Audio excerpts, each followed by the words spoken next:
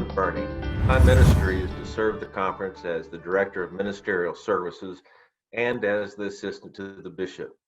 Normally, this time of year, after the appointments are announced, we've hosted what we have called a Day of Empowerment for all clergy who are moving and all congregations who are receiving new pastors. But we're still in this time of social distancing.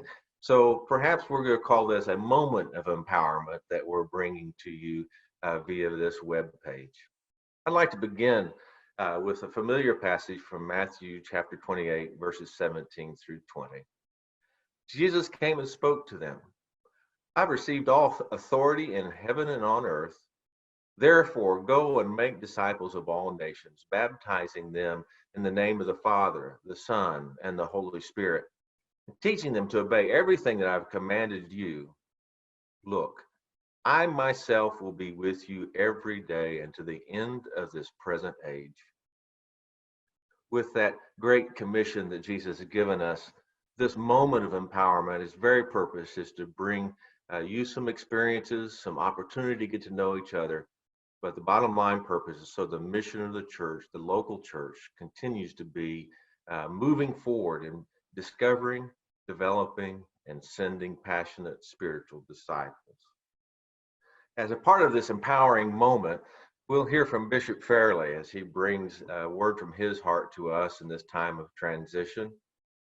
Now, in this video, I'm going to share with you just some ideas of how to make a good move.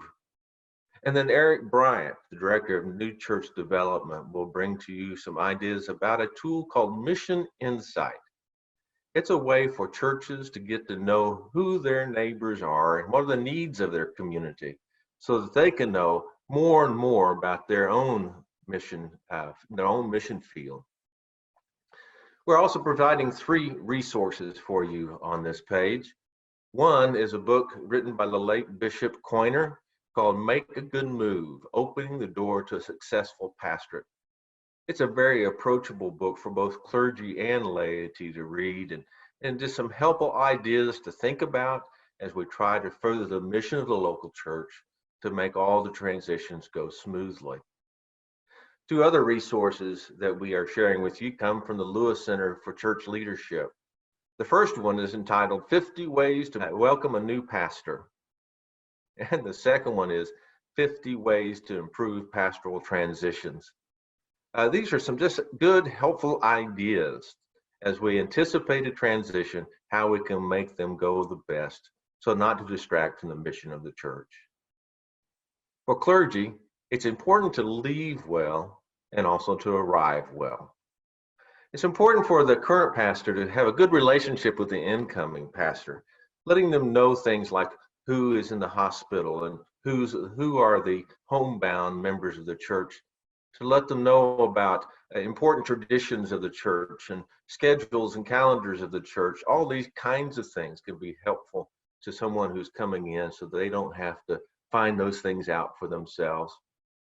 It's also key for the current pastor to communicate clearly their new relationship with the people of the church, to let them know that you will not be returning in a pastoral role to them, that their new pastor is the one they turn to for that. I often like to ask pastors, what is the best thing a predecessor did for you in a transition? What was it that you just really found helpful? Be sure and do that for the incoming pastor as well.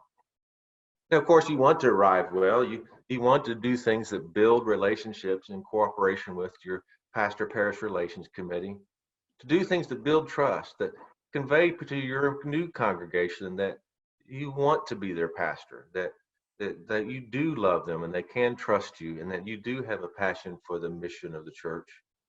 And part of that is don't criticize the former pastor, even if criticism is warranted, but focus on the positive, focus on the strengths of the church and build on them. Now for laity, it is important to say goodbye well. It's also important to say hello well. You might begin by praying daily for your new pastor and family, even as you continue to pray for your current pastor and family. If the incoming pastor has small children, be sure to do something for their children. Perhaps have childcare available as they're moving.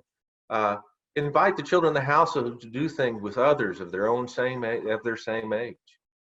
Welcome any youth that are in the household by having a youth in the church come and introduce themselves and take them around the community and show them their way around.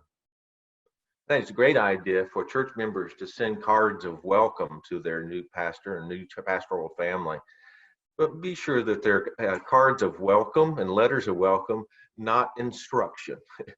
It's tempting to want to know where a pastor stands on this or that issue, or making sure they know the things you think are important. There'll be plenty of time for that. Right now, be sure that you have expressed your prayer, love, and welcome to them as they're uprooting their family to come and be the church with you. Another helpful thing is to provide maps and directions to the dry cleaners, to the grocery store, the drugstore, the veterinarian, or other things that you might think of that are important for your community. Find ways of connecting your new pastor with the community leaders. Be sure and provide a list of what hospitals are around, what nursing homes and where they are. Let them know what hospital your church members most likely are go to if they need hospital care. And just like with the clergy, I ask you, what was the best experience you have had in welcoming a new pastor? What things did the church do to make that transition go well? And then be sure and do that for your new incoming pastor. Now, transitions are difficult, and this difficulty is magnified with a transition that occurs in the midst of a pandemic. However, in the midst of all this, let us claim the promise that Jesus made when he said, "Look, I myself will be with you every day until the end of the present age." We may not know what the future holds, but we know that Jesus walks with us. God bless you in this time of transition.